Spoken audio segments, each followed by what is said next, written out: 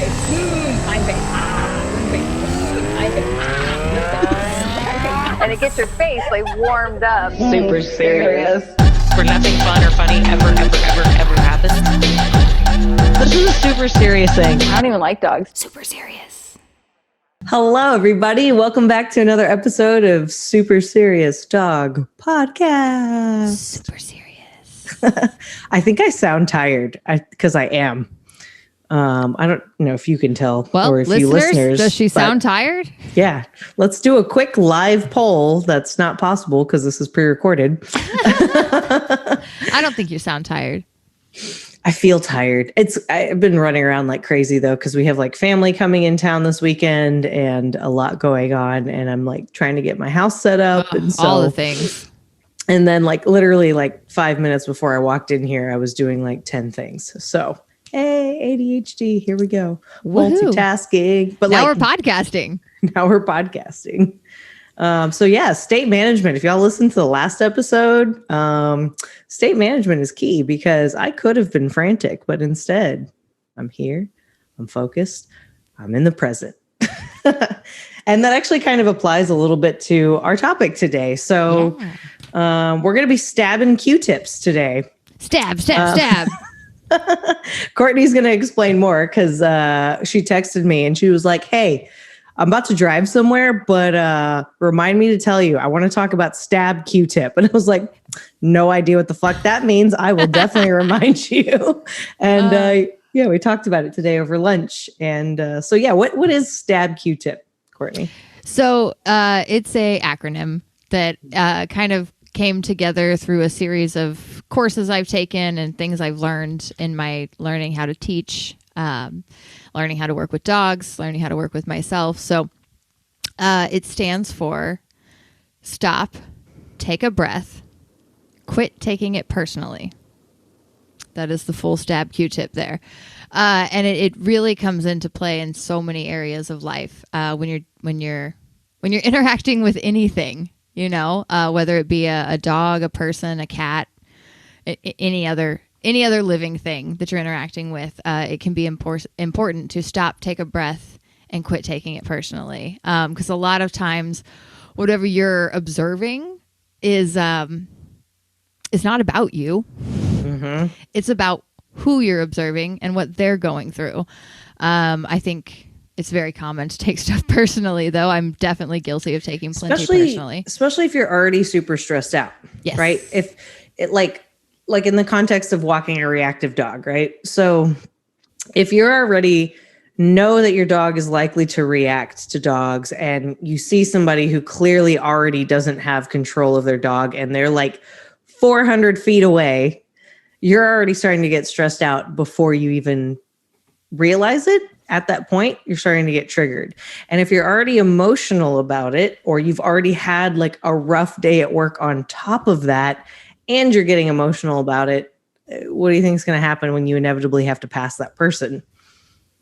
You're going to take shit personally. Mm-hmm. Whether it's you're going to take your dog's behaviors personally at some point, right? Like, why can't you just be a good dog? Why can't you just be a nice dog? Other person's behaviors personally, like why can't they control their dog? You know, what if one of their dogs gets away from them and it turns into a whole shit show? Mm-hmm. You know, you're like, that person, it was their fault, and you just immediately want to place blame because you're personally offended. When that's not really what happened. It's not that person's fault. Yeah. It's not your dog's fault. It's not your fault. It's nobody's fault. Like, it's just something that is happening in the current moment, in the reality, and you need to show up for it, and you need to advocate for your dog, keep your dog's attention, keep them moving, you know, whatever applies to your dog, and you need to not worry about what that other person thinks of you or your dog or anything in that moment, and you just need to focus on getting through it. I know a lot of people are like, this comes into play a lot with tools. Mm-hmm. Right? People are afraid to correct their dog, step in front of their dog, stop a person from touching their dog, those kinds of things, because they're worried about how the other person will feel. But if you have a reactive dog or a nervy dog, or you just don't want to interact with the public in that way, like, you need to not take it personally that person might be offended by you stopping them or you using a tool or whatever. And there's probably something deeper too going on there, right? Like if you Yes. are so worried about what that person's going to say or feeling bad that somebody wanted to come say hi to your dog, but you just can't bring yourself to say no, there's a part of you that is probably a people pleaser, right? Yep. Or there's probably a another reason. area in your life that you struggle. Mm-hmm.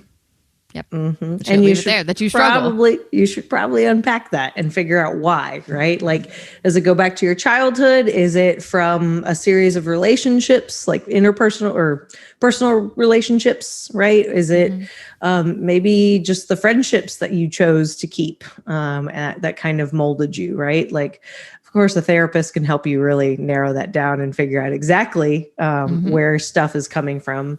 And there's a lot of really good activities that they can help you work through that'll essentially identify those things. But kind of stopping and especially if you start to get like defensive about something, right? Like we all get like if this is making you feel a little defensive. Yeah, you're like, get out of my childhood trauma, Misha. Gosh. If that resonates for you and brings up some feels, hey, you're getting a little defensive. Mm-hmm. And so one thing, so I was listening to that podcast I was telling you about today, Courtney, the Knowledge Project, and I didn't finish it, but he had this psychologist on that was I don't remember exactly what she was talking about, but she basically kind of like normalized defensiveness in a way that I never anybody normalize it, in the sense that like, yeah, of course you're going to get defensive at times. Like that's going to happen, period. It doesn't really matter whether you are maybe a little bit more sensitive that day because you have a lot, right? Like we talked about the layered stress model. Maybe you've got a lot of layers of stress going, or maybe that one specific topic always hits a nerve, right? Always strikes a chord with you. And having that defense response, it's literally just a defense mechanism. But being able to stop and go, okay, but why am I defensive? And where is it coming from? Let me take a step back and really evaluate what's actually being said versus what I'm interpreting and why I'm taking it personally. Because somebody can make a blanket statement, right, about, I don't know, trees are blue, right? And you could be like, no, they're not. They're green, right? Trees are always green. But like, why are you getting mad? Like, calm down. Right. Who cares if they're stupid? Maybe they have like a different color spectrum than you, right? Like the other day, Lee came in and was like asking me for advice for his outfit of like what hat to pair with it. And he was like, do you want this hat or the gray hat or the black hat? And I was like, dude, that hat is brown. That hat is, what are you talking about? He's like, no, it's not. And I was like, dude, to me, that hat is like a grayish, but like it's a dark brown. And he was like, dude, this looks like a black gray to me. And I'm like, we got different eyeball cones and rods. Like, I don't know what to tell you, but that looks brown to me. And like, honestly, like however you were pairing it looks great, but it could have totally turned into this like heated, like, because we have gotten in stupid arguments over dumb shit like that. I've gotten in arguments with people over colors specifically because I, as rare as it is, am a female that is slightly colorblind. A friend of mine actually got me the colorblind correcting glasses for my birthday. And nice. My gosh. Did it blow your mind? Yeah. Yeah. Whoa. I had no idea y'all lived in such a bright ass world. Holy shit. It's so colorful out there. I had no idea. But I mean, I've gotten into arguments with people that they became defensive and that a female can't be colorblind. And they've like, what? Yeah, I've had That's such a weird specific thing to like take a stand on. I've had people like argue with me and I'm like, okay. I mean, do you have a colorblind test right here? You can show me the dots. I won't be able to see the numbers on some of the pages. Like, I won't lie. Like I try really hard. Like I try squinting my eyes to see if maybe I can see them. It has zero effect. I have yet to take the test with the glasses on though. I want to try that. I want to be able to see all of the numbers. You should do that. That would be fun. We should do it live on the podcast. No, I'm just kidding. That would be really like boring for people who only listen. Yeah. I think it's only exciting for like me. Yeah. And me, because I'm a dork and I love shit like that. Anyway, perspective is the point we're talking about. So, things can be perceived differently. Everybody's experiencing their own version of reality based on their perception, based off of a collection of their life events and the way their brains, take it in is the most basic way I can explain that, right? Yes. So animals are no different, and our interactions with them are not about us all the time. Like Nelson said when he was on the show last time before that. Recently, yeah. It's important how the dog views you, right? Like what you are to the dog, not what the dog is to you, right? And that's usually pretty mind-blowing for people. Like it wasn't necessarily mind-blowing when I heard him say that, but it was definitely a big, again, perspective shift for me, where I was like, that's really important. Like I do things to try to get in the dog's head and try to be considerate of its perspective.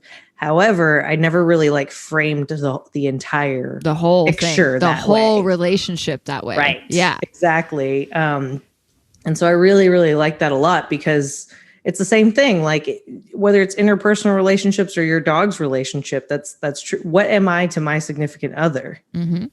Not what do I think I am? So if I think I'm this and Lee comes and tells me I'm not, and I get defensive, nobody's necessarily right or wrong. I'm just misunderstanding. Right. There's clearly a miscommunication, right? Right. And it's more difficult. I mean, that's difficult among the same species that speak the same language, right? Like being able to have those conversations with another person where you may be, misperceiving something that they've done and you tell them like, hey, I'm getting these feelings from these actions you did and I just wanted you to know. And they're like, oh my goodness, that was not my intention. I can change my actions to more align with my intention, right? You had some experience with that this week, didn't you, Courtney? No way. Yeah. Anyway. Yeah. So like that is a difficult thing for people to do, and we speak the same language. So to have that in depth of a conversation with another species that doesn't have all of the same brain parts we have and doesn't speak the same language is fucking difficult. And it takes a little bit of stretching of your brain. But that's the really cool part about humans is we can stretch our brains a little bit. We can have the perspective of something else. Like a dog doesn't have the ability to look at things from my perspective. Yeah. They just don't. They don't have that part of their brain.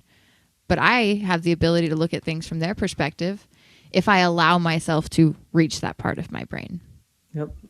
That's so true. Which And you have takes to practice practice. it. Yes. You have to practice it, You right? have to practice it. Like you'll start doing things and you'll pretty quickly pick up on certain things, right? Certainly if you do specific coursework or anything like that, or if you have specific activities that are given to you that kind of help you unlock those pieces of you, right? A lot of times just being quiet and observing, right? Like if your dog's going to yell at that other dog anyways, and you're just going to get frustrated and you're just going to like try to shush it or try to like shovel food, but it's like it's usually not successful. Why don't you just stop and observe and just see what your dog does? Yeah. So like in that example, you've tried getting frustrated and that didn't fix it. So trying something different, like stabbing the Q-tip, just taking that breath and not taking it personally anymore and realizing that dog's not doing that to upset you or ruin your walk or make you look stupid in front of that other person. That dog is doing that for a reason. Yep. And just observing that for a second is very good for you as the human. Yep. Even if you don't know what to do in that, you don't know what to do to fix it, right? Contact a trainer, talk to me, talk to Misha, talk to whoever. And we can help you past that point if you're like, okay, Right. I see that there's another world there, but I don't know what the fuck they're saying.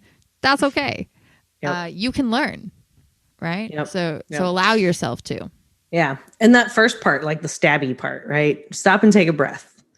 That is so important because most of the time, especially like in the context of a reactive dog or a situation where you're not really sure, like let's say you have never let your dog around kids before, the dog is new to you, and this little kid is like, can I pet your dog? And you're like, Sure. But you're holding your breath. You're not really certain, right? That's not good either, right? So Right. maybe before you answer, stop and take a breath and think about it, right? Like, what are the consequences of if this goes wrong? What are the consequences if this goes right?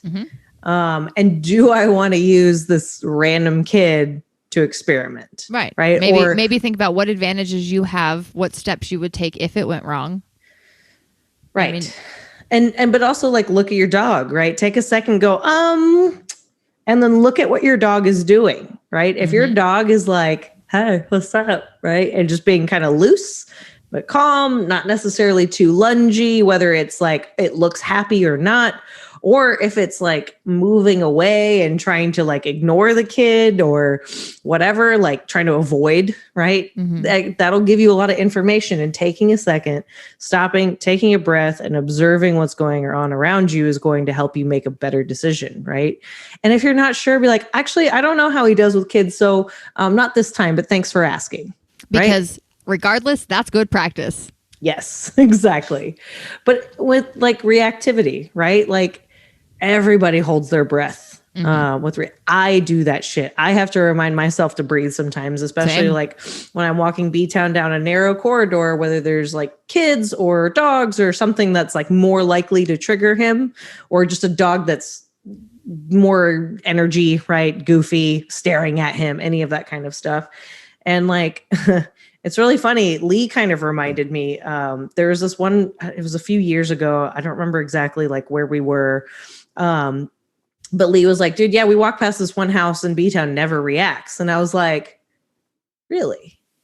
Because whenever I walk him, B-Town loves to yell at that dog. So what are we doing different? He's like, I don't know. I just don't think about it. I just go and I kind of just keep walking at my normal pace. And I'm like, aha, that's the difference. You basically aren't holding your breath. You're not anticipating. You're not overthinking it. You just fucking go. And so the next time I did that, and I was like, it wasn't like perfect because now like we had a pattern of me and B-Town and that dog, right, acting a very specific way.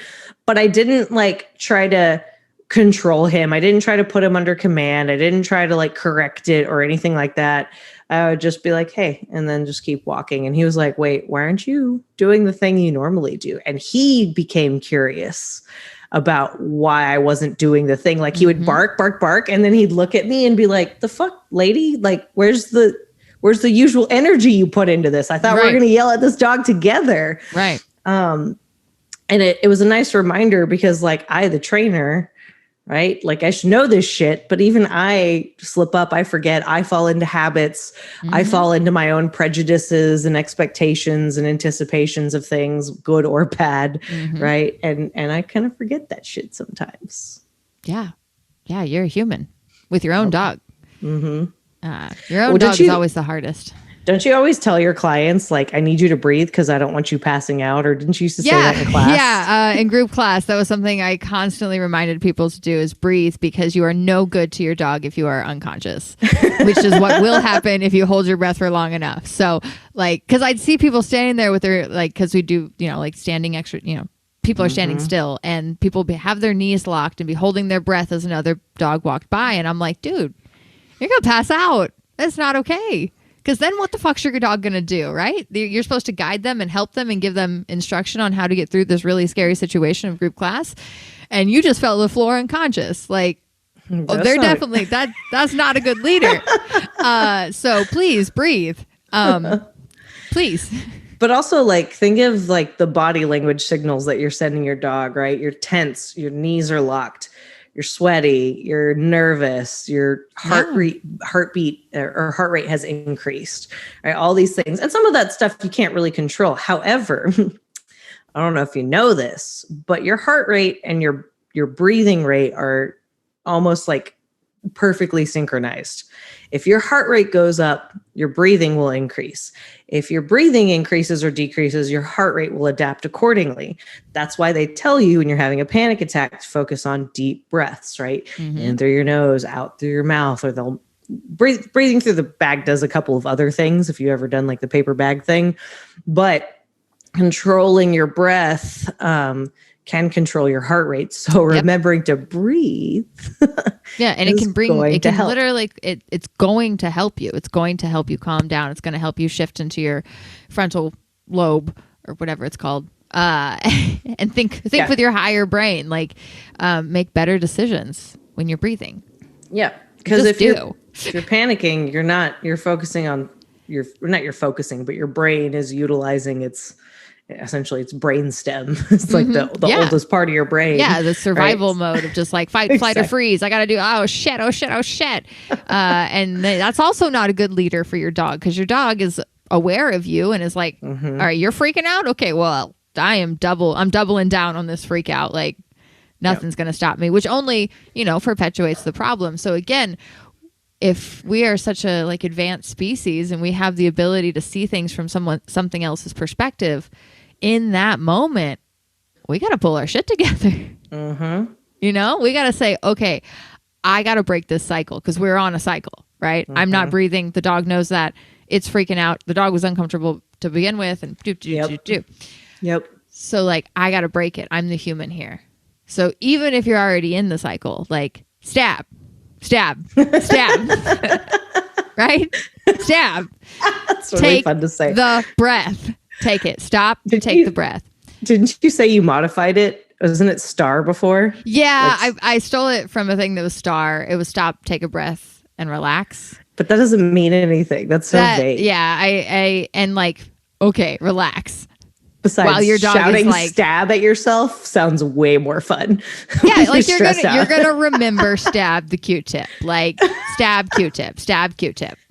Stab Q-tip. Whenever you first texted me that, I was like, is this some sort of like metaphor of like if you're using a Q-tip in your ear too deep, and you go too deep and accidentally like stab your eardrum or whatever, like that's what I thought. Just to clarify, I am not saying to stab an actual Q-tip into your anything. Okay, don't do anything with actual Q-tips. It's a fucking acronym, people.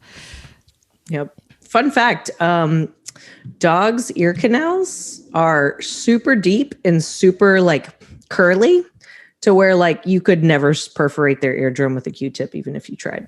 Now, okay, barring genetic anomalies. Careful what you put out there on the internet.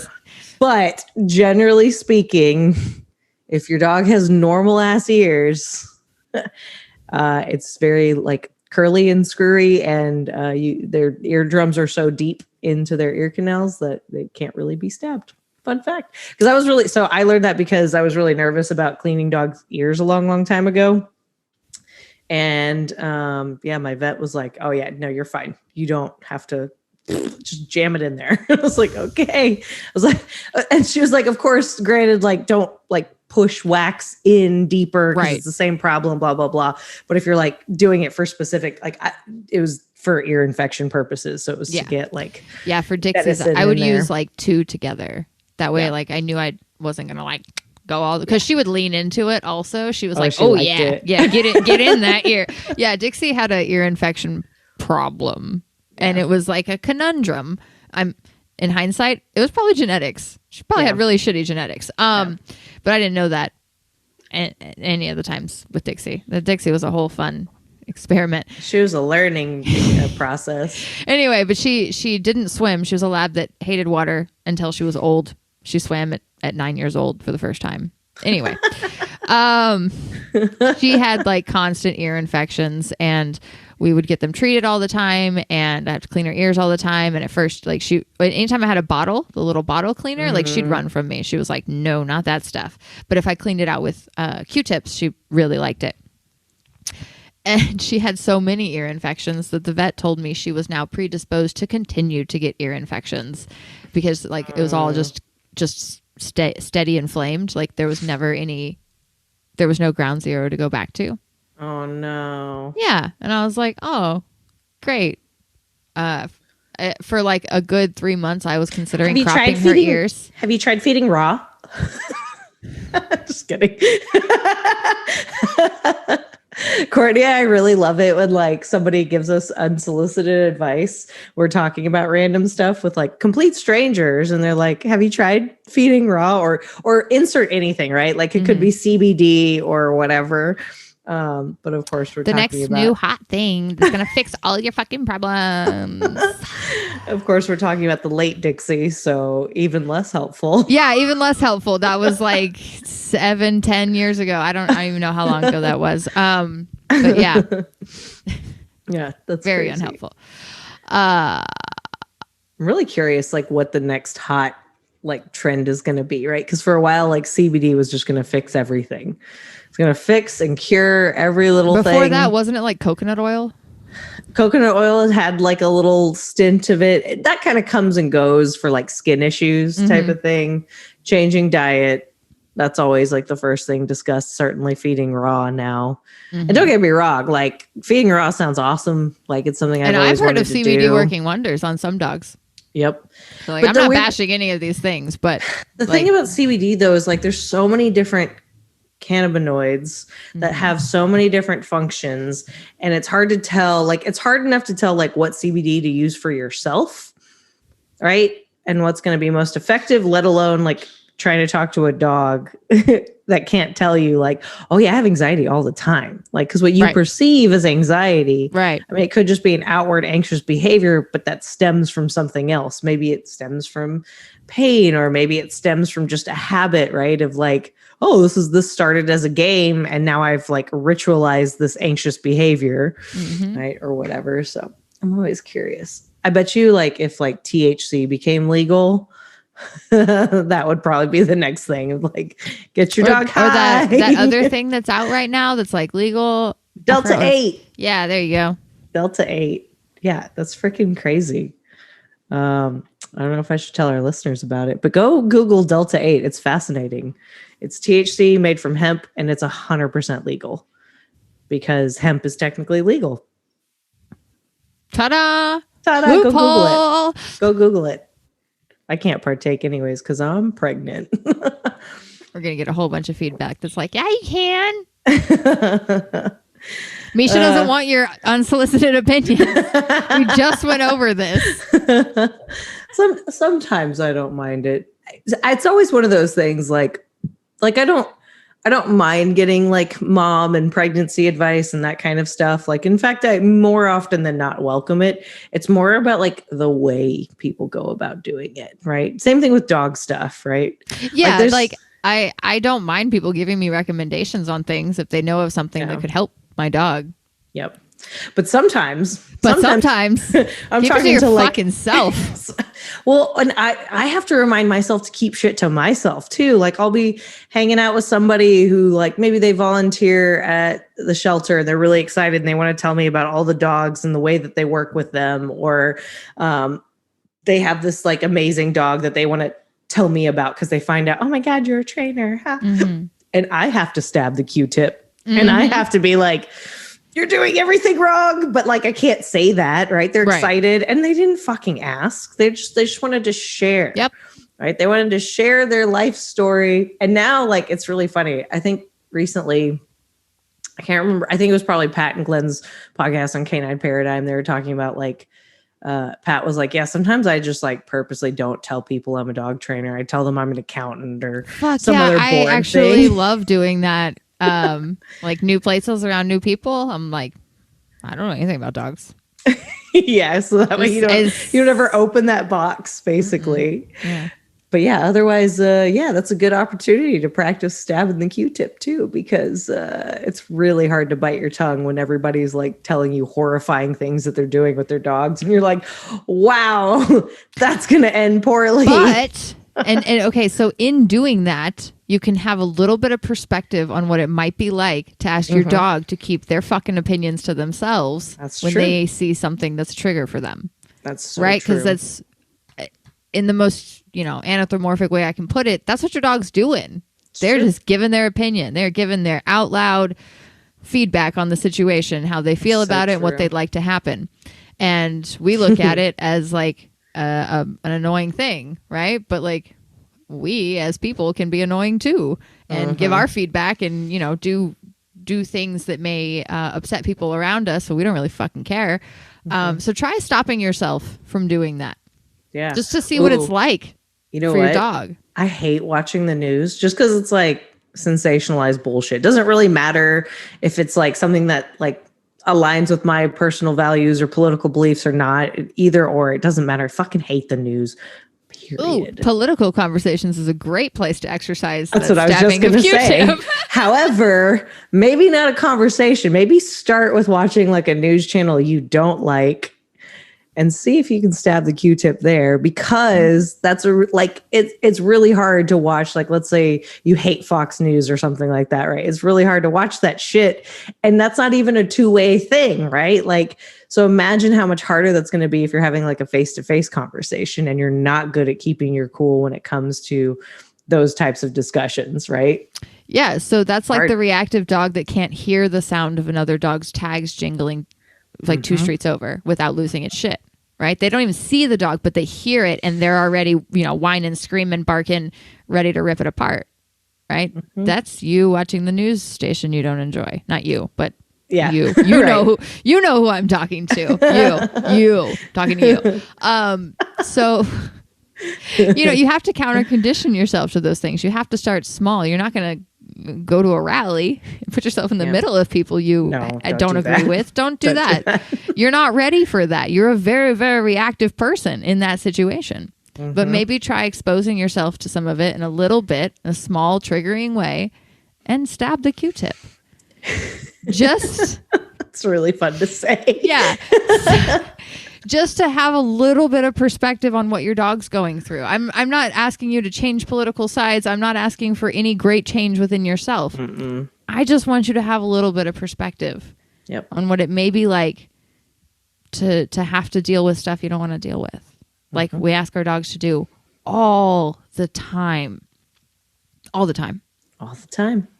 All the dang time. Yeah. On that note, wrap it up. Thank y'all for listening. We really appreciate you. We hope you really enjoyed this episode. Gained some perspective, maybe even. If you did, write us a review. Hit that like button, etc. Tell your friends about us. And thanks for listening. If you guys want to get in contact with us, you can email us at superseriousdogpodcast@gmail.com. Or you can go check us out on Patreon, and it's patreon.com/superseriousdogpodcast. Thanks for listening, and we'll see you next time.